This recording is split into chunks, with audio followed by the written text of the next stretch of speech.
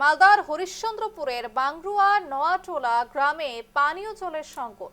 প্রায় ৫ বছর আগে পানীয় জলের মেইন পাইপলাইন বসানো হয়েছে। সেই সময় শীঘ্রই বাড়ি বাড়ি জল সংযোগ চালুর আশ্বাস দেওয়া হলেও আজও বাস্তবায়িত হয়নি। এমনকি বাড়িতে ট্যাপ কলও বসানো হয়নি। ফলে তীব্র গরমে জল সংকটে পড়েছেন গ্রামের মানুষ। বাধ্য হয়ে গ্রামের মানুষ অগভীর নলকূপের আয়রনযুক্ত জল পান করছে এবং ওই জল পান করার ফলে পেটের বিভিন্ন সমস্যা সহ নানা শারীরিক অসুস্থতায় ভুগছেন অনেকেই। একাধিকবার ব্লক প্রশাসন, জনস্বাস্থ্য কারিগরি দপ্তর অভিযোগে জানানো হলেও কোনো কার্যকর পদক্ষেপ নেওয়া হয়নি বলে দাবি গ্রামবাসীদের। এরই প্রতিবাদে এদিন রাস্তায় নেমে বিক্ষোভ দেখান হরিশ্চন্দ্রপুরের বাংরুয়া নোয়াটোলা গ্রামের একাংশ গ্রামবাসী।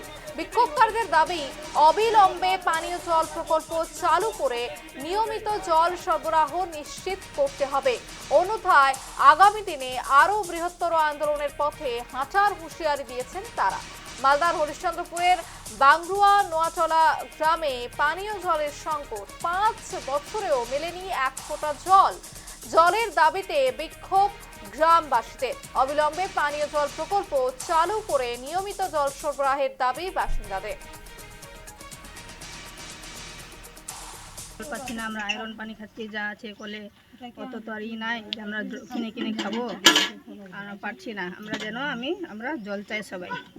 বলছি, গ্রামে কি পাইপ বসানো হয়েছে সরকারিভাবে? গ্রামে পাইপ বসানো আছে প্রায় 5 বছর হয়ে গেল। পাইপ অলরেডি বসানো হয়ে গেছে। প্রশাসনের কাছে আমি আবার ফোন করেছিলাম, গিয়েছিলাম বিডিও ব্লকে।